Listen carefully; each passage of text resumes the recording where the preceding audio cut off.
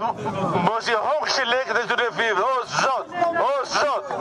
Partia Demokratike ka protestuar sot. Demokratët u mblodhën në bulevardin Zogu i Parë, duke qenë se zonat e tjera ishin të bllokuara për shkak se në Tiranë po mbahet samiti i Komunitetit Politik Evropian dhe të gjithë liderët e BE-s kanë zbritur në kryeqytetin shqiptar. Demokratët sot i priu sekretari i përgjithshëm i Partisë Demokratike Flamur Noka, i cili duke i revoltuar dhe me gazetarët e mediat.